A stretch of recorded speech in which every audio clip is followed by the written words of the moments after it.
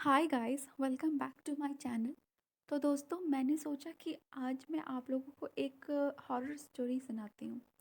क्योंकि horror story बहुतों को पसंद होती है, तो मैं एक स्टोरी लेकर आई हूँ जिसे मैं अपनी आवाज़ में सुनाऊँगी। और आपने मुझे बताना है कि आपको ये स्टोरी कैसी लगी। आप कमेंट बॉक्स में ज़रूर लिख कर बताएं कि स्टोरी कैसी लगी है, और उस हिसाब से फिर मैं आगे का देखूँगी। तो चलिए शुरू करते हैं। यह कहानी एक गांव की है जिसका नाम रामगढ़ है। वहाँ का एक बहुत प्रचलित कथा है कि दोपहर 12 बजे से लेकर आधी रात 12 बजने तक के बीच वहाँ की एक गुफा है जिसमें से काफ़ी अजीबो गरीब आवाज़ें आती हैं। आवाज़ों में इतना दर्द होता है कि सिर्फ सुनने से ही दिल की धड़कन तेज़ हो जाए। इस गुफा से गुजरने वाले हर शख्स को उसका नाम उस गुफा के अंदर गूंजता सुनाई देता है। So it's kind of an echo कि जो भी वहाँ से गुजरता है उसे ऐसा फील होता है कि मेरा नाम कोई गुफा के अंदर से ले रहा है। तो ऐसा हो रहा है, ये पिछले 37 सालों से हो रहा है, और किसी ने आज तक उस गुफा के अंदर जाने की हिम्मत नहीं की है।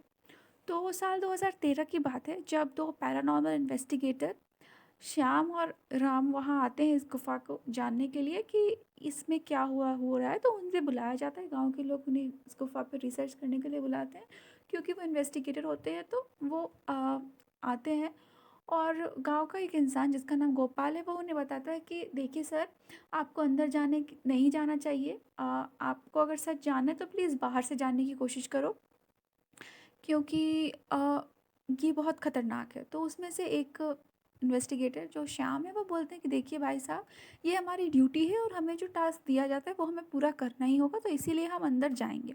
तो शाम के करीब 5 बजे दोनों काफ़ी सीक्रेटली उस गुफा के अंदर पहुंचते हैं। तभी उन्हें ऐसा फील होता है कि उसके नाम से एक उनके नाम से कोई आवाज़ लगा रहा है, और काफ़ी ज़ोर से लगा रहा है। तभी वो बोलता है कि आज तक ये गुफ़ा ऐसा क्यों है, मतलब यहाँ कोई how can this a quite गुफ़ा इतना शांत, और यहाँ कोई है नहीं, फिर ये आवाज़ कैसी आ रही है। तो उसके दोस्त श्याम बोलता है, राम बोलते हैं कि भूतिया जगह हमेशा ऐसी ही होती है, सो हमें यहाँ पे इन्वेस्टिगेट करना चाहिए। तो दोनों वहाँ पर चले जाते हैं। तभी दोनों टॉर्च लेकर बढ़ते बढ़ते, क्योंकि अंधेरा गुफा था, तो जल्दी जल्दी वो लोग आखिरी रास्ते पे पहुँचते जाते हैं। और जहाँ उन्हें एक दरवाज़ा दिखाई देता है, और उस दरवाजे पे लिखा था दूसरी दुनिया का दरवाज़ा। तो उन्हें मन में आता है कि ये दूसरी दुनिया का दरवाज़ा कैसे लिखा है। तभी उसे ऐसा फील होता है कि उसके दादाजी इन्वेस्टिगेटर जो एक श्याम थे, उनके दादाजी की आवाज़, जो स्वर्गवासी दादाजी हैं, काफ़ी साल पहले गुजर गए हैं, तो उसे ऐसा लगा कि उनके दादाजी की आवाज़ आ रही है।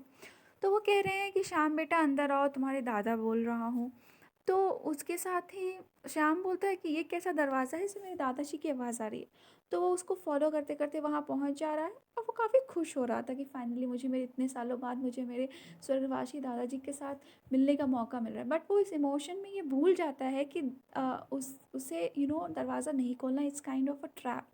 तो तभी आगे से राजू की एक तभी जैसे ही वो दरवाज़ा खोलने के लिए हाथ बढ़ाता है, तो उसके दोस्त राम की चीख उसे सुनाई देती है। वो भागता भागता उसके पीछे जाता है, और जब वो जाता है तो दिखता है ये तो बिल्कुल नॉर्मल खड़ा है। तो वो उससे पूछता है, अरे ये तुमने इतना गंदा मजाक क्यों किया, इतना ज़ोर से क्यों चिल्लाया जब तुम्हें कुछ हुआ ही नहीं।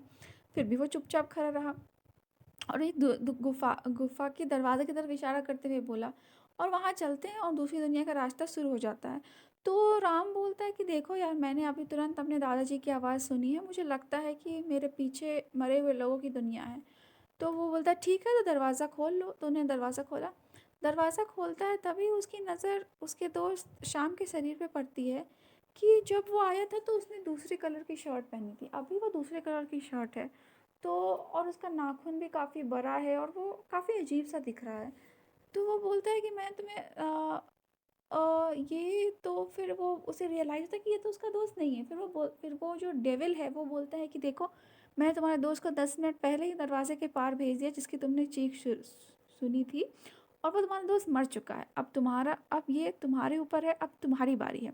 अगर तुम्हें भरोसा नहीं हो रहा तो तुम भी वहाँ जाके देख लो, वहाँ मरने से पहले लोग जाते हैं, मरने के बाद जाते हैं, तो तुम्हें भी मैं मार देता हूँ, तो वहाँ देख लो।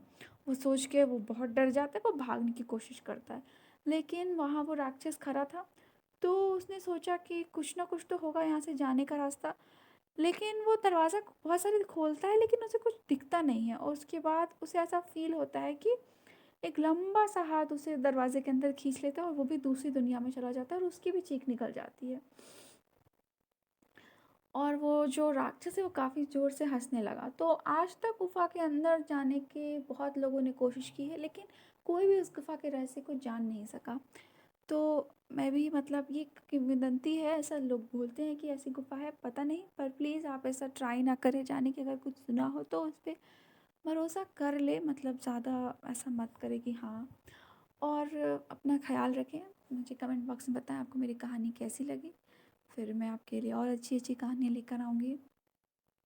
Thank you. Bye guys.